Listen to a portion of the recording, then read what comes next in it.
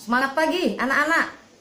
Hari ini kita akan membahas tentang faktor Van Hoff dan sifat koligatif larutan elektrolit. Apa itu faktor Van Hoff? Bagaimana menentukan harga faktor Van Hoff?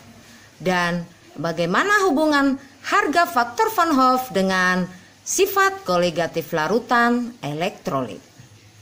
Di sini kita siapkan tadi air murni 100 ml, kemudian larutan glukosa dan larutan NaOH masing-masing 1 molal.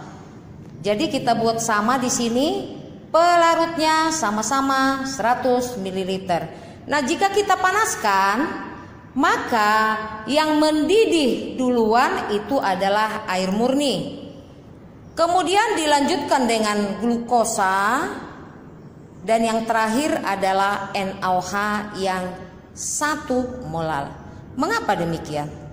Untuk jumlah mol yang sama akan terbentuk jumlah partikel yang berbeda untuk larutan non-elektrolit dan larutan elektrolit dalam larutan.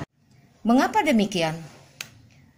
Glukosa dalam air tetap dalam bentuk molekul, sedangkan NaOH dalam air terurai menjadi ion-ion. Derajat ionisasi setiap zat tidaklah sama.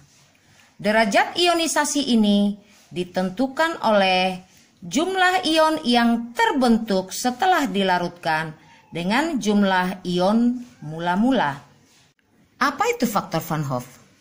Seorang ahli bernama Jacobus Van Hoff mencoba menghitung harga dari faktor Van Hoff.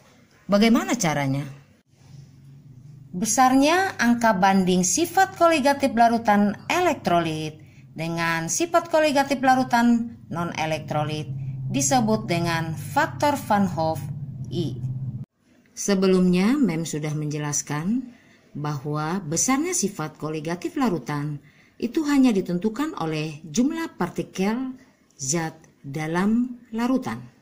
Besarnya faktor Van Hoff suatu zat elektrolit itu dihitung berdasarkan besarnya jumlah partikel setelah terurai dengan jumlah partikel sebelum terionisasi.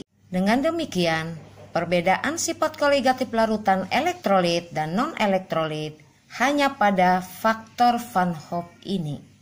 Jadi kalau pada non-elektrolit dia penurunan tekanan uap jenuhnya itu sebesar P0 kali XT, maka elektrolit P0 kali XT dikali I. Dan seterusnya. Jadi hanya menambahi faktor Van Hoff I.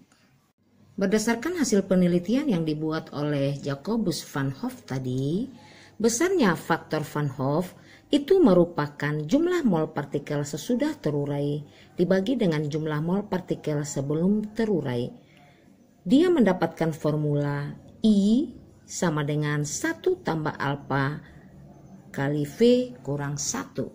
Kita mau melihat itu faktor-faktor ini. I itu faktor Van Hoff, alfa itu derajat ionisasi, dan V jumlah koefisien ion terbentuk.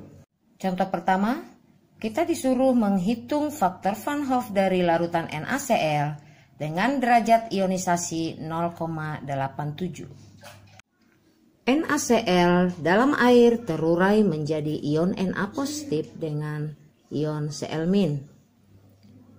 Kemudian kita tentukan di sini V-nya sama dengan 2. Mengapa? Na positifnya 1, Cl negatifnya 1, jadi 2. Alfanya tadi 0,87. Kita masukkan ke formula ini I sama dengan 1 tambah alfa kali V kurang 1. Jadi besarnya I adalah 1 ditambah 0,87 kali 2 kurang 1.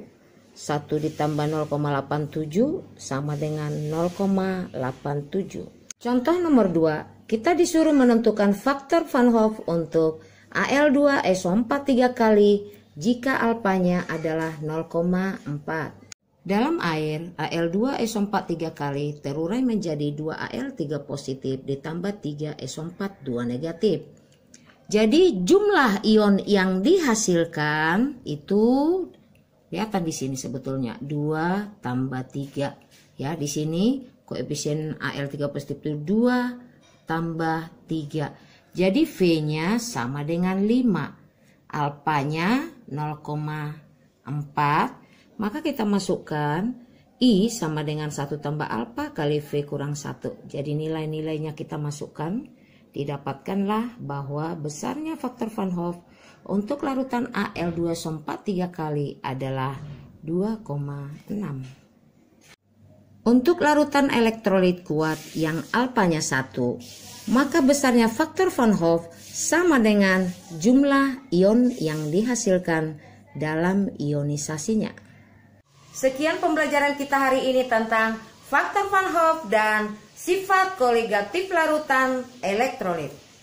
Sampai ketemu di bahasan berikutnya. Terima kasih. Jangan lupa subscribe. Contoh, berapa faktor Van Hoff untuk larutan asam klorida dan larutan kalsium klorida dalam air murni, di mana kedua larutan ini adalah elektrolit kuat dengan alfa sama dengan 1. Jadi hasil ini terurai menjadi H+ dengan Cl-. Jumlah ionnya 2, maka I-nya sama dengan 2. Demikian juga dengan CaCl2 terurai menjadi Ca2 positif dan 2 Cl negatif. Jumlah ionnya 1 tambah 2, 3, maka I sama dengan 3. Kesimpulan pembelajaran kita hari ini adalah bahwa harga sifat koligatif larutan elektrolit berbeda dengan non-elektrolit. Perbedaan itu disebabkan oleh besarnya harga banding antara sifat koligatif larutan elektrolit dan non-elektrolit yang disebut dengan faktor Van Hoff. Jadi yang membedakan sifat koligatif larutan elektrolit dan non-elektrolit adalah faktor Van Hoff I. Jadi tinggal kita tambahkan di rumusnya. Jadi contohnya di sini V sama dengan MRT untuk non-elektrolit, maka untuk elektrolit sama dengan I kali MRT. Untuk pertemuan berikutnya nanti kita akan masuk ke contoh soal-soal. Sekian pembelajaran kita hari ini tentang faktor Van Hoff dan sifat koligatif larutan elektrolit. Sampai ketemu di bahasan berikutnya. Terima kasih. Jangan lupa subscribe.